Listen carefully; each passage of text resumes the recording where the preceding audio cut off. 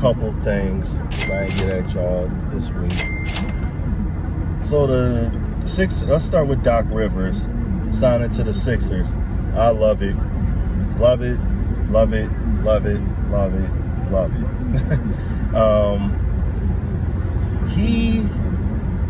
I think he's still a great coach. Now, a lot of people are just talking about how he blew a 3-1 lead.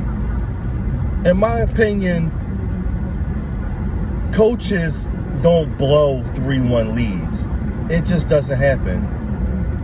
Coaches are part of winning, yes. And they also can be a part of losing. But in the playoffs, in this generation where the star players are more important than ever, blowing 3-1 leads are on the players. 100%. They are 100% on the players. Your star players more than anything.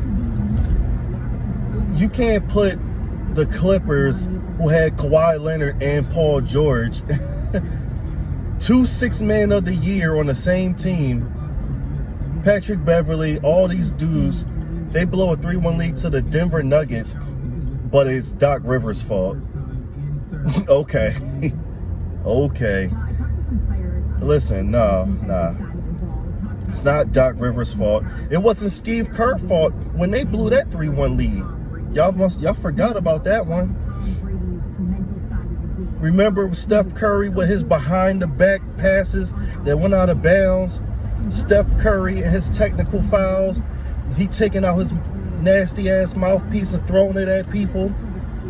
Draymond Green getting suspended for throwing a punch at LeBron's balls. Y'all forget how that team just completely fell apart in front of the whole world watching, and y'all just fall apart when y'all got a 3-1 lead. I seriously doubt Steve Kerr told y'all to go out there and wing it. I seriously doubt that. So y'all got to stop with that, yo. Y'all got to stop with Doc Rivers blowing a 3-1 lead, because y'all wouldn't say that shit about any other coach. Y'all wouldn't.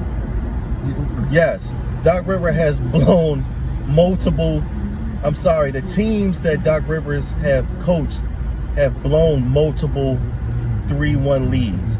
I get that. But he's just a victim of circumstance. He was coaching the Clippers. He coached Lob City. Lob City could never get it right in the playoffs. CP3, you could set your watch to it. CP3 would always get hurt right before the playoffs. And if he made it into the playoffs, he'd get a few games in, maybe even win a round, and be hurt in like game 7. You know? What else? I mean, he rolled around with the Celtics a little too long after their run was over. He stuck that out. It happens. He had Tracy McGrady back when he was a young coach. Tracy McGrady was a young star. It happens. It happens, but you can't put blowing 3-1 leads on any coach. Any coach. Somebody told me that Kenny Atkinson would have been a better pickup for the Sixers than Doc Rivers. And I'm just like, how? People forget that Doc Rivers does have a ring. And he has coached in 2 NBA finals. Come on, bro. Go ahead, man. North Carolina drivers, man, I'll tell you. You can't. Some Kenny Atkinson. Stop, yo. No. First of all, Doc Rivers is still a good coach. He's still a really good coach. I feel as though he will get the best out of Joel Embiid and Ben Simmons. I don't think you can ask for a better coach, to be honest. I'm so serious. I don't think you can ask for a better coach. for them to, or anyone for that matter that needs one, any team that needs one. And that's all the Sixers needed. The Sixers needed a real fucking coach. Brett Brown was never an NBA coach, ever. Literally, he's not an NBA coach. He belongs overseas somewhere coaching them bums. Once the Sixers organization decided to take the process serious, Brett Brown should have been out the door. He should have been going, thank you for sticking it out with us. Enjoy your millions. Go insist on someone's bench. But we got it from here. We got Joel Embiid. We got Ben Simmons. It's time to take this thing serious. Thank you. Get out. They felt as though they owed it to Brett Brown to let him coach it out. Let's see how it works. Elton Brand said it. It was a failure. I don't want to be that harsh on it or on him, but if he say it's a failure, then it's a failure. Brett Brown failed. I know that, but he should have never. He stayed 2 years too long. So, hey, you can't tell me that Brett Brown's a better coach than Doc Rivers. Neither is Kenny Atkinson. They're not better than him. So, I think that's it, man. Welcome to the Sixers. I'm happy to have you. The Sixers are already better. Today is October 2nd, and they're already better than they were during the whole Brett Brown era. Last year, the year before, the Sixers are already better just by having that coach. Most coaches would have made this team better because they're actual NBA coaches. So, again, let's get it. Oh, yeah, and another thing about my Sixers. I think that as presently constructed, this team is still really good. I think as presently constructed, this team can compete in the East and make it to the finals. I really do. They got swept this year by the Boston Celtics. Got it. Ben Simmons was hurt. Brett Brown sucks. Joel Embiid needs to get in shape. I can make a million excuses. I'm not going to make excuses. Except for Ben Simmons being hurt and Brett Brown sucking. But you got to look at the way they played. You do. You got to look at the way they played in that series. And it was same old vanilla offense from Brett Brown and him letting Joel Embiid do whatever the hell he wanted to do.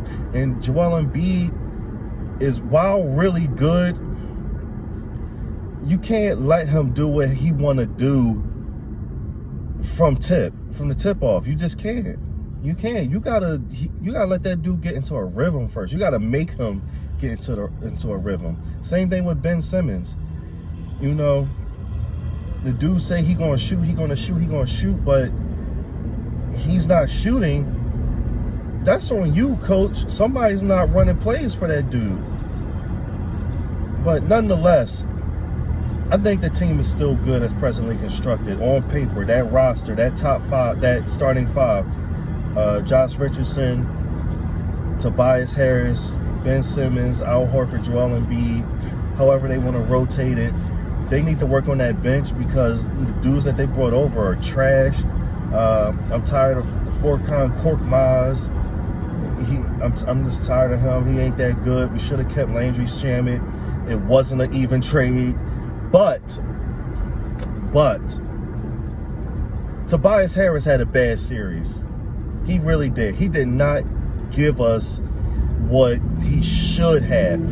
He has a fat contract, and people need to understand that had the Sixers not signed that dude, we would have walked away from that crazy free agency last year with absolutely nothing. Because Jimmy Butler, it seems like Jimmy Butler was never going to be a Sixer, you know, after he was done being one. You know, Brett Brown was scared of him. Ben Simmons was scared of him. You know, let's keep it a buck. They didn't want to deal with him, and now he's in the NBA Finals. How that turned out, and we got swept, and our coach got fired. So it ain't all good in Philly, but we're working on it. The Sixers, we got, like I said, we got Doc Rivers.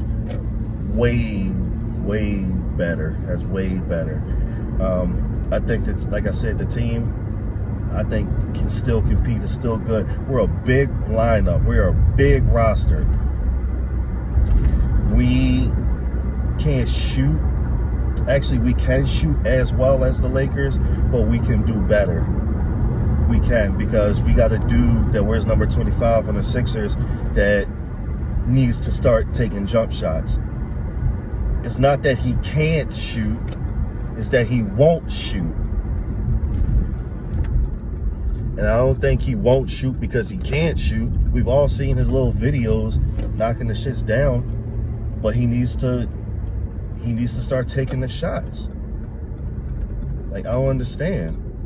He ain't hurt like Markelle Fultz was or nothing. Just take the shot. But yes, like I said, Tobias Harris, man, he just had a really bad series, man. He got banged up. He got hit in his eye, I think. He had to get stitches, you know, at halftime, and he was missing everything, you know.